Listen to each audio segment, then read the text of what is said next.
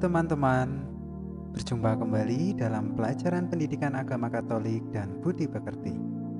Hari ini kita akan belajar tentang bab 5, yaitu tumbuh dan berkembang seturut teladan Yesus.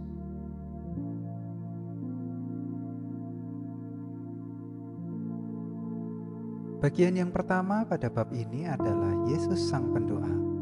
Nah, sekarang kita perhatikan bersama gambar berikut ini.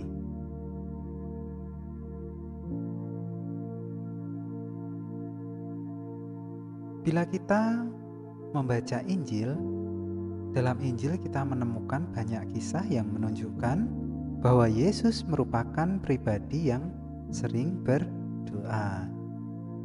Bahkan sebelum wafatnya, Yesus berdoa di taman untuk berkomunikasi dengan Bapanya. Nah, apa yang dimaksud dengan doa?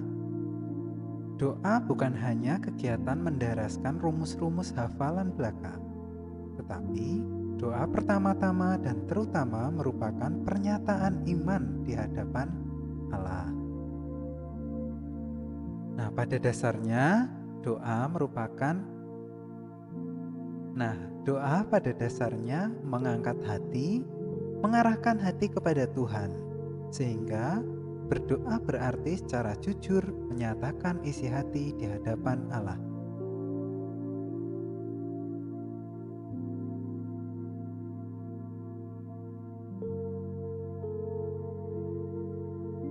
Melalui doa, kita berkomunikasi dengan Allah untuk lebih mendengarkan kehendak-Nya.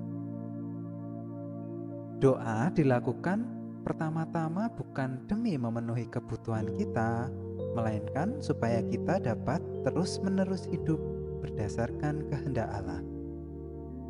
Jadi belum tentu apa yang kita minta kepada Tuhan selalu dikabulkan bila itu tidak sejalan dengan kehendak Allah. Baik, kita akan melihat struktur doa. Yang pertama, doa biasanya diawali dengan pujian syukur, kemudian permohonan. Nah, pujian syukur itu apa? Pujian syukur merupakan ungkapan kekaguman atas kemuliaan dan kebaikan Tuhan. Nah, dalam permohonan kita mengakui dan menyatakan kelemahan kita serta mohon pengampunan dan belas kasihan Tuhan. Baik, kita akan mendengarkan ajaran Yesus tentang berdoa. Yesus adalah pribadi yang suka berdoa, bahkan seluruh hidup dan karyanya adalah suatu doa yang dipersembahkan kepada Bapanya. Kita akan bersama-sama mendengarkan kutipan Injil dari Matius bab 6 ayat 5-18, yaitu tentang hal berdoa. Marilah kita simak bersama. Dan apabila kamu berdoa, janganlah berdoa seperti orang munafik. Mereka suka mengucapkan doanya dengan berdiri dalam rumah-rumah ibadat dan pada tikungan-tikungan jalan raya, supaya mereka dilihat orang. Aku berkata kepadamu, sesungguhnya mereka sudah mendapat upahnya. Tetapi jika engkau berdoa, masuklah ke dalam kamarmu, tutuplah pintu, dan berdoalah kepada Bapamu yang ada di tempat tersembunyi. Maka Bapamu yang melihat yang tersembunyi akan membalasnya kepadamu. Lagi pula dalam doamu itu, janganlah kamu bertele-tele seperti kebiasaan orang yang tidak mengenal Allah. Mereka menyangka bahwa karena banyaknya kata-kata, doanya akan dikabulkan. Jadi, janganlah kamu seperti mereka, karena Bapamu mengetahui apa yang kamu perlukan sebelum kamu minta kepadanya. Karena itu, berdoalah demikian. Bapa kami yang di sorga, dikuduskanlah namamu. Datanglah kerajaanmu. Jadilah kehendak-Mu di bumi seperti di sorga. berikanlah kami pada hari ini makanan kami yang secukupnya, dan ampunilah kami akan kesalahan kami, seperti kami juga mengampuni orang yang bersalah kepada kami. Dan janganlah membawa kami ke dalam pencobaan, tetapi lepaskanlah kami daripada yang jahat. Karena Engkaulah yang empunya kerajaan dan kuasa dan kemuliaan sampai selama-lamanya. Amin. Karena jikalau kamu mengampuni kesalahan orang, Bapamu yang di sorga akan mengampuni kamu juga. Tetapi jikalau kamu tidak mengampuni orang, Bapamu juga tidak akan mengampuni kesalahanmu.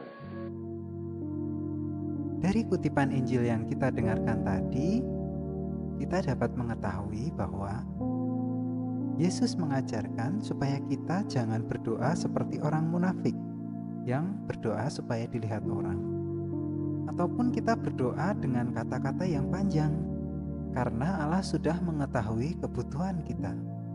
Nah, dalam Injil tadi, Yesus mengajarkan sebuah doa yang sampai saat ini kita kenal sebagai doa Bapa Kami. Tentu kalian sudah hafal ya. Nah, dalam doa tersebut, Yesus mengajarkan suatu doa yang penuh dengan sikap penyerahan, cinta kasih, keadilan, dan pengampunan. Mari kita lihat simak bersama tentang doa Bapa Kami secara khusus. Bagian yang pertama dalam doa Bapa Kami yaitu, Bapa Kami yang di surga, dikuduskanlah namamu, datanglah kerajaanmu, jadilah kehendak-Mu di bumi seperti di surga. Kalimat tersebut merupakan pujian syukur. Selanjutnya, berilah kami rezeki pada hari ini, makanan kami yang secukupnya, dan ampunilah kami akan kesalahan kami, seperti kami juga mengampuni orang yang bersalah kepada kami. Dan janganlah membawa kami ke dalam pencobaan, tetapi lepaskanlah kami dari yang jahat. Karena Engkaulah yang mempunyai kerajaan dan kuasa dan kemuliaan sampai selama-lamanya. Kalimat tersebut merupakan permohonan.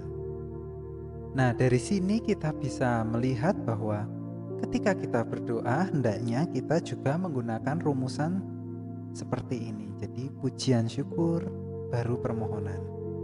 Jangan sampai kita berdoa hanya memohon saja, tetapi lupa untuk memuji serta bersyukur.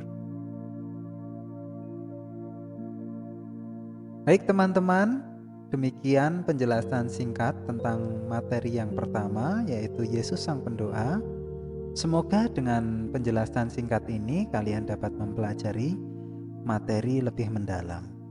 Baik, terima kasih, selamat belajar, Tuhan memberkati.